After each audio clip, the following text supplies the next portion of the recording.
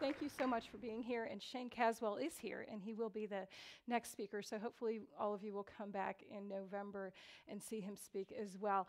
So I'd like to start off with a brief pre-introduction and acknowledge some individuals who without this would not be taking place. We have a number of partners, most significantly the National Park Service. Susan Spain is the project executive of the National Mall Plan, which I'll be speaking about this evening, and Eliza Voigt also from the Park Service.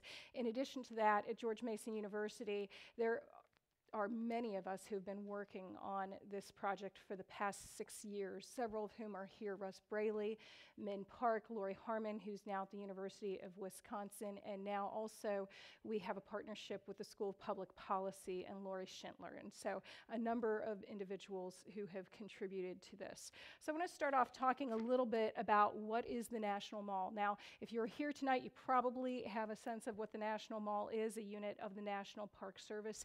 It is 684 acres and includes all the major icons of the Washington Monument, Lincoln Memorial, Jefferson, FDR, Constitution Gardens, so on and so forth. Primarily, it is a public gathering place for demonstrations, rallies, and festivals, and also in terms of tourism development, where they have close to 25 million visitors a year, in addition to over 6,000 applications for events such as First Amendment gatherings. Now, I want to talk a little bit about what the National Mall is not. And so many of you have probably heard of the Mall of America, and sometimes there's a misconception that the National Mall is a really, really, really big place to shop. And if you know anything about Foxtrot, Paige is a big shopper and was sorely disappointed to hear about what the National Mall was not. And so retail issues are something that are discussed in light of the National Mall, because oftentimes visitors say, we wish there were more retail opportunities on the National Mall, but they have deliberately stepped away from that quite a bit. It's also not the Smithsonian Holdings, and that surprises people a little bit more in terms of this differentiation between the National Mall itself, the holdings of the National Park Service, and the Smithsonian itself. They certainly collaborate on a number of initiatives. We have worked extensively with both, but they are different entities. And so when you think about the layout of the National Mall, and why oftentimes the two get thrown in together with a lot of the work, is because they're right next to each other, right? So you have the National Mall going from east to west, and the Smithsonian Holdings kind of surrounding that, and then some of the monuments and memorials sort of forming a cross figure, if you will, from east to west, north to south. And then when you think about the National Mall Plan, that's what I wanted to talk a little bit more about, and really will be the focus of the discussion tonight. What they were working on starting in 2006. So we've been working with the National Park Service since 2006 with a plan to set a practical, ambitious, but achievable vision for a sustainable National Mall. And so I chose to use Tom Towles. I'm a big fan of his work, in that the outlook has been over the past 2 decades that really slowly but surely the National Mall has deteriorated quite a bit. And so this vision plan was looking for the next 50 years of the National Mall Memorial Parks, and this response to close to 25 million visitors a year. And what that has resulted in over time is $450 million of deferred maintenance, which is an enormous amount of maintenance that is just going, unnoticed, undone, and cumulatively over time, the wear and tear has become very obvious. And so one of the book chapters that we worked on was this whole idea of how we envision the National Mall as our front yard, as the front yard of the United States. But we said, is the front yard becoming a dumping ground? And so because there has been increasing feedback about the decrepit state of the National Mall. And so the goal here then in the initiative for the National Mall Plan, which again spanned from 2006 to 2010, was when the final document got approved, where the record of decision was made, was to look at this next 50-year period and what could be done. And following that, really, in terms of this ambitious plan, has been slowly but surely they're starting to get some of the work done. So has anybody been down there since they have been working on the reflecting pool, which has gotten some little bit of press lately for all of the algae and everything that appears to be growing out of, but that plan, that particular part of the aspect was $34 million put into that. You know, there's still a little bit of a work in progress, but certainly an updating there, as well as the World War I Memorial as in relationship to Washington, D.C., which was a $2.4 million project. The other thing, if you've been down there recently, is they're starting to work on some of the walkways as well. And so all that gravel, slowly but surely, they're working on some paths. So when you think about this vision plan, it's not unlike other tourism destinations. It's just much larger in scale. So what I want to talk about briefly in terms of the conceptual framework is thinking about how we have contributed, but then dovetailing this into three primary conceptual frameworks. So in terms of the larger plan, the final vision plan itself was about a 2,000-page document, a huge document. And again, Susan Spain was the executive over the whole thing. Our contributions since 2006 have really been working with the public, and so that's going to be a big part of my focus today, is how do you involve the public with tourism development? And so we've done comment analysis, a series of event studies, which I will touch on, a visitor study, and currently we are working on tour bus as well. And so what I want to start off with is looking at three different conceptual frameworks to think about how do you deal with the visitor experience, how do you involve them into this process when you're considering tourism development. So I want to start off with central place theory, and this is probably the driving theory that I use in a lot of my research, but works well for this one. And it's looking at the rank size distribution of cities. The goal here and the idea here is that the location of economic activities is not a random occurrence. So the fact that we are in Northern Virginia and we do very well is in part because we are right next to Washington, D.C., right? And so this idea of large central places and how the economic activity disperses out from that. That doesn't just allude to the government, but in a tourism management perspective, what we see is that DC as a central place, as a destination, the impacts of the 25 million visitors a year radiate out to these hinterland areas. And so Loudoun County, Fairfax County, Prince William County all benefit greatly from individuals whose primary destination may be Washington, D.C., but perhaps they have their lodging, or they eat dinner, or they go to Tyson's Corner, or whatever. They're bringing a lot of tourism dollars into these peripheral areas as well.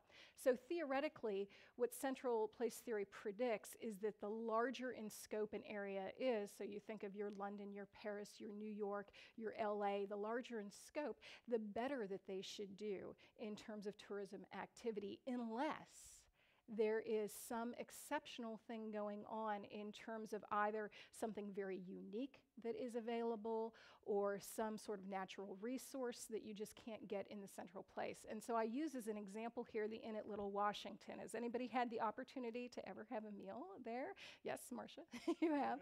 I've been able to visit there. I had a brunch there, not a full meal, but that is certainly known as one of the top dining destinations in the world. Really. People come from all over the world to go to the Inn at Little Washington, but getting there from Washington, D.C. would take well over an hour. You have to get back roads, that sort of thing. So that's an exception to the general rule when you think about tourism development, that it is a destination unto itself. And so central place theory does not always hold up, but in general, it talks about how rank ordering does dictate economic activity, and in the case of my discussion today, also tourism activity as well. So what can smaller destinations do? One thing that we like to think about in terms of tourism development is cooperative branding. And so oftentimes, if it's not a primary destination necessarily unto itself, they can band together, so to speak, and do cooperative branding. And so a little bit closer to home, I want to talk briefly about the First Battle of Manassas and the sesquicentennial events. That's really hard to say. And even the planners stopped saying sesquicentennial because they couldn't say it. And so nobody could say it, so they just started saying 150th, 150th. 30th. One of my colleagues who is here tonight, Peter Dieke, and I worked on a book chapter regarding the First Battle of Manassas. And in so doing, we learned about a couple of things that the state of Virginia is doing to get people to go not only to Manassas Battlefield, but all of these various battle sites throughout the Commonwealth of Virginia, because it is the case that Virginia was the home of over 200 military engagements within the Civil War that spread throughout the state. And so using something like cooperative branding can allow some of these hinterland areas that aren't necessarily central places work together and brand themselves. So somebody says, well, I'm going to come to Virginia because I want to do a tour of Civil War destinations. And so as you're going along, I mean, one of the things that I love now, I'm going down 95 or these various areas, and you see these little signs. And each time I see one of these Civil War trails, I know, bam, that is one of these programs. And so in the process of working on this book chapter with Peter, I got to have a conversation with Executive Director Mitch Bowman, who really spearheaded the Civil War trails. And what they have been able to do is interpret close to 400 Civil War trails sites in Virginia for the first time, which is a pretty exciting thing as part of this cooperative branding. And at a larger scale, when you think about the Civil War Trails program throughout the United States, in this case, they've installed over 4,000 signs. And so people can say not only within the Commonwealth of Virginia, but if you are a Civil Wars buff, you're going to use this cooperative branding to take you all across the United States, in particular, north to south, a little bit there. And so the idea then with this is when you're working with smaller destinations, what can they do perhaps to set themselves apart? And it would be working in cooperation with other ones. And the interesting thing when you think about the Commonwealth, they're going to be having events related to Civil War tourism that are specific to this branding opportunity through 2015. And so it's been a very successful initiative. The second thing that I'd like to talk about briefly in terms of conceptually where we're going with this is symbolic interactionism. And this is specifically relevant, I think, when you're talking about cultural and heritage tourism. And this is really how human beings act towards things based on the meanings ascribed to them. And so these locations have very symbolic meanings associated with them, and we interpret these spaces based on the human reaction and relationship with the spaces. Now, the interesting thing about this and what we really started looking at is how does the reality of the experience alter when you compare it to the expectations of what you think it's going to be like. So I like to use the World War II when you think about the honor flight, and that is with our current initiative working with tour buses, working with the honor flight and how, bringing many of these individuals to the World War II memorial and how that's such an important moment for them, in particular when they come in groups. So I was just down there actually with my friend Seal Boyle, who was here last week, and we saw 4 buses of honor flight individuals come in at the same time to see the World War II memorial, and this eruption of applause that occurred as they got off the bus and they entered into the memorial. And so the meaning of that, not only to them as individuals coming, but also everybody else who got to have this moment of remembrance as they walked into the memorial site was very, very cool. The third thing that I'd like to talk about, and these are all going to come together, is cognitive dissonance. And so what occurs with this psychological discomfort when there's an inconsistency between cognition? So I'm going to show you a series of pictures to show you how this has operated on the National Mall. So what do visitors remember when experiences are inconsistent? And so the images here at FDR Memorial that we took, so one is the beautiful water features that they have at FDR, but simultaneously, when we were collecting data down there, they had just turned on the water fountains and all the water coming out was brown.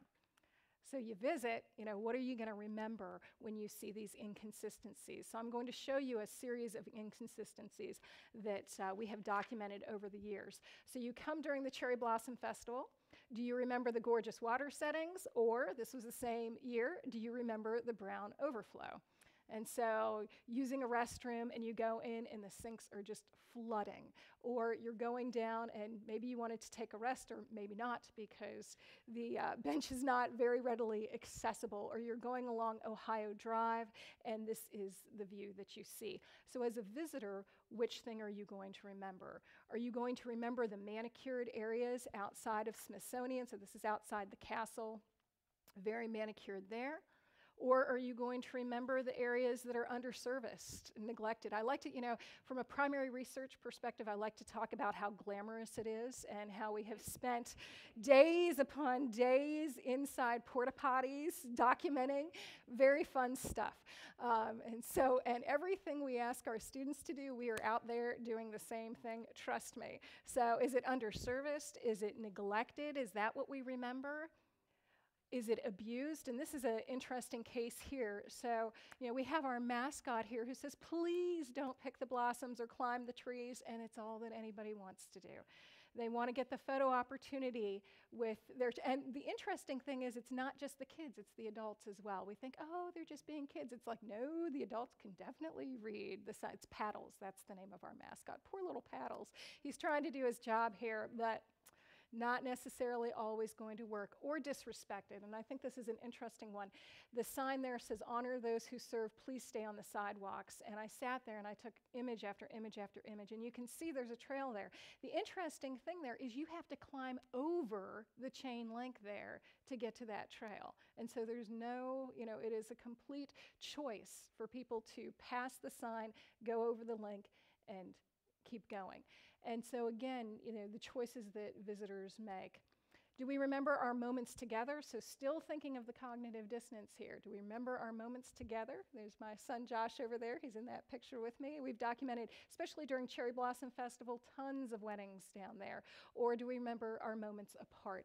This occurred when there was a mandatory evacuation during the Independence Day celebration that we documented, and people literally could not get back in to their families. So what are they going to remember? Or if you recall the last inauguration, people came from all over the world to attend the inauguration and couldn't get through. It was like the purple line, something like that, all the craziness. So what do we remember? Do we remember the sight lines of Green Vistas? Gorgeous picture there. Or do we remember the sight lines of porta potties? Because for every major event, you certainly are going to see lots and lots of those. Or do we remember the sight lines of people who do not want to use porta potties? And so in terms of the research, when we've gone down for the major festivals, there may be dozens of porta potties available, but people would rather wait in line for a half hour to 40 minutes so they don't have to use a porta potty. Or do you remember the sight lines of buses? And that's really what we're spending a lot of time documenting now. When we go to remember history, so here we have our latest MLK, or do we remember the controversy that's associated with this? I purposely didn't put a lot of language on the slides because I wanted you more to think about, the images, but I did feel like, whoops, which it's not there. I wanted to share a couple quotes from Maya Angelou what occurred? What happened here? What was the controversy with the MLK? Anybody know? Okay, so they misquoted him. So here we have, the major initiative, and he was misquoted on this side here. And the other controversial part, which is very unusual for monument or memorial, was the signature of the artist, which is right there, very, very evident, very, very obvious. You can see it on the bottom left corner of the same face. So a lot of controversy that accompanied this $120 million project. And so the National Park Service has committed to fixing it, but the question is how and who's going to pay for it. And so again, some visitors are coming simply to document it. I know I did. I specifically wanted to get my images of it before it changed, to have sort of that moment of what occurred and how did this fall apart in terms of the quote. In terms of what we remember in cognitive dissonance, is it the working together? And we've spent a lot of time looking at risk management down on the National Mall and how the safety and security personnel work as a team, or is it our competing demands? Back to Tom Tolles, this is a good one that I love. The issue here in terms of access versus risk management, and this comic summarizes that well. When we work with public comments, what we have learned is that the public really views safety and security issues in two main ways. First of all, they look at facility protection, and second, they look at their own personal safety. In terms of facility protection, do they want more or less? Do you want to be able to get access into the site, or do you want to be kept back? Okay, you want access. So in terms of facility protection, what we're getting is tons of complaints. Why can't we go in? Why do we have to wait in line? Why do we have to open our bags? Why do we have to go to checkpoints? Those sorts of things. So when it comes to facility protection, everybody's like, no, no, no. But that's a competing demand because from a risk management perspective, we have to protect both people and the icons that the people are coming to see. Now, when it comes to personal safety, the public changes dramatically. They want more lighting so we can go at night. So that's a big problem is that in terms of the downlighting on the monuments, memorials, it's beautiful, but it's perceived as a risk for people who want to visit in the evening. So from a personal safety perspective, the general public says, yes, we'd like to see more.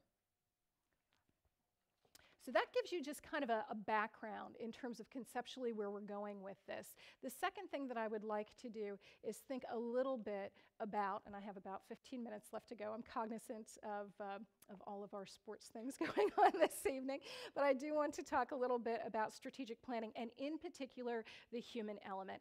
And the point that I want to make, one of the main points I want to make is when you're thinking about tourism development and working with the community that you have to go to them. Do not rely on them coming to you. And one of my personal pet peeves is working with some agencies where they know if they're public agencies, they have to get public input. So when you're talking about tourism development, in particular in a public setting, it is required that you have public meetings to showcase what is going on. Well, in many cases, it has come to my attention that they do it just to check the box, to say, we have to do it. And so you'll have a public meeting, and perhaps it's listed in the Washington Post, Section E, page 12, in a little corner, oh, by the way, there's a public meeting. And maybe or maybe not people see it, but for the most part, they don't. They have no idea that this process is going on. All of a sudden, the bulldozers come in, and it's like, whoa, what's going on here? And they say, no, no, no, we had public meeting. So my argument would be, and what the National Park Service has done so well, is we go to them. And that has really been a big part of what we have done in conjunction with the Park Service is going to them. Do not rely solely on them coming to you. You have to make it easy for the public to get involved in the process. Now, some of the things that I'm going to talk about in terms of how you actually do that are cost intensive, but others are very reasonable, and any jurisdiction can do it. So I'm going to talk about what are some of these options if we want to get the public involved. The first thing that we could do is simply ask them open-ended questions. And this is how we initially got involved with the National Mall Plan, was that they came to us and they said, okay, we are looking to get feedback from not only the entire country, but also internationally, and we need help analyzing this. And so through they did do public meetings, but they also sent out over 25,000 mailers to their sort of specific interest groups and through the internet as well. And they sent out huge internet blasts. The comment period lasted over 4 months in this case. And the feedback, which was very, very cool as we went through it, represented all states in the United States. And so they did a very good job reaching out to the public to say, what do you think about what's going on? And the wording is a little bit small there, but in this case with public scoping, you are not directing them at all. What's important to you? What would you like to see? What do visitors need? It's very, very broad, very open-ended. And I'm going to share with you just quickly, what do people need? They need bathrooms. So we were quickly able to, well, not quickly, it took us several months to work through everything, and I'm going to keep my statistics very minimal today, but we looked at 2,900 comments. at the end of the day. And in doing that, we were able to group them in these themes so it would jump out in terms of what are the things that are important. And if we look at them individually, the things that were kind of most important individually were green space. So if we look down there, 15.86%, the purpose of the National Mall. This is where we get into, again, this symbolic, historical, emotional connection that people have with the National Mall Memorial Parks, and also things like bathrooms and then information provision. So we were able to piece out of this data what are the things that the public are talking about, and then they incorporated that into the vision plan. Green space is one of the main things that they're working on. Everybody knows they need more bathrooms. Information provision, how can we increase that? They have an app now, things like that. And so getting representation from all 50 states made it pretty valid data because they went out and spent a great deal of, in this case, it was very cost intensive, but it was very important when they're talking about the next 50 years. The second thing that you can do is systematically document services and behaviors. And this is the tidal basin. And I just wanted to show you really quickly, when we approach this, we do it very, very systematically. In this case, we were looking at circulation patterns, food and beverage service, trash, recycling, a lot of these images that I showed you earlier in terms of cleanliness, green space impacts, those sorts of things. And we did it in a very structured way by documenting it by zone and having an instrument where we rated everything as we went and we looked at, we took the pictures, used a lot of photographic documentation as proof, so to speak, and backed it up with a lot of numbers. How many people were standing in line to get food within this given 10-minute period, those sorts of things. And so we were able to do that and really get at what were the natural resource impacts, what were the facility uses, where do things need to be moved around, and it's a very replicable approach. Another example, I'm just going to give you a couple more in terms of systematic documentation. The way that this one was different was we were working with checkpoints. And so if you go to the National Independence Day celebration, you have to go through the checkpoints. And so in this case, we were really looking at access and how long did it take to get through these checkpoints. How was the public information? It was a very hot day. How was first aid, water access, those sorts of things. And the bizarre thing that happened the particular year that we did it, it was the year that the storms were so bad that they had to evacuate the entire National Mall. So we didn't realize that we were going to be really looking at risk management, but they had to evacuate everyone. And so what we were able to do was see how did their safe haven process work. They all had to go into the various museums. There were all sorts of safe havens in place, and we got to see how did the information provision work and how did that evacuation and then the re-entry work. And it was a little bit chaotic, and they learned a lot through that process. Most recently, we are looking at tour buses, and we are going to be looking at on and off. We are getting on, and again, this is a great example of going out to the public. And so in terms of the map, we're looking at 19 different sites where we are standing there with our teams and saying what is going on, because one of the biggest problems they have on the National Mall is circulation and congestion. Nobody can get around. Everybody's just going crazy. And oftentimes what the buses are doing, because they don't want to pay to park, is they just circle around. And how do we know this? Because we're talking to the drivers. So we sit on the bus with the drivers and we just listen to what they have to say. The one bus driver said, yeah, yesterday I drove around in circles for 42 miles. Because he documented it. It was cheaper for him to just circle around for 42 miles between drop-off and pickup than it was for him to pay for parking. And so you think about that and you multiply it up to 3,000 buses a day, and you can just imagine what the gridlock is like. And so this is our current work, which is, we really have undertaken a big one here, is working until 2014 to help them figure out the tour bus dilemmas that are going on. So again, it's important that we're collecting data off the bus, but I think some of the most important thing that we can do is we're getting on. We're talking to the passengers, we're talking to the operators, we're talking to the drivers, and saying what can we do to improve the experience. The third thing you can do is conduct visitor studies. And so this is when you go, again, we went on site. This was a really interesting opportunity for us here. So we went on site and we stood at 9 different places throughout the National Mall, and we approached visitors and we said, "Hi, how are you, Ron?"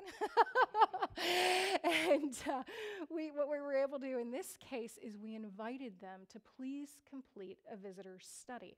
Now, the trick here and what made it interesting was that we didn't want them to fill it out right then. We wanted to wait until, and there's also, I could go on forever for why we did that, but the idea was, okay, Peter, so you've agreed to fill out this study for us. I'm going to give you this form. Oh, you're from Ireland? That's okay. What you need to do is fill it out before you get on a plane, because we couldn't handle international postage. Give it to the concierge, and they'll put it in the mail. And so when we were approaching this, we were like, oh my goodness gracious, how is this going to go over? It's a 13-page questionnaire, and we're attacking people from all over the world and saying, fill out our questionnaire. What do you think our response rate was? Oh, you are so optimistic. I like that about you. 10%? All right. When I've talked about this particular study, I get anywhere from like, you are the highest I've ever gotten. I will, let me shake your hand. Thank you for being a believer. All right.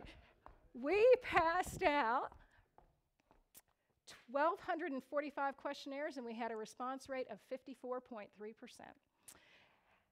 And people are always like, how? How on earth? It was 13 pages long. How did you get such a great response? When I teach research methods, I always tell the students it's not about the length of the questionnaire. It's how much do people care about the topic. And so it really sort of re-emphasizes that people have a very emotional response to the National Mall. And so if you are working with tourism development, it's how do you cultivate that memorable experience that they want to tell you. They want to look at this checklist. We had this checklist of 54 different sites that they could go to, and they're going to check them off because they want to say, yep, I did that, I did that, I did that, I did all those things. And so I was nervous. I will say I've never been so nervous, but we were so excited about the response. And what we were able to discover here was that we had all of the states except 2 represented in this study. So North Dakota and Rhode Island let us down, but everybody else, and we had 31 countries represented. So those people did go back to the concierge and handed over that visitor study. And so what we were able to get from this was quantitative information about visitor characteristics, activities, expenditures. We did an economic impact study. But what I want to talk about more, and what I'm going to end with today, is the voice. And to me, what was kind of the interesting part about this is the qualitative information. Our last question simply said, tell us about your experience.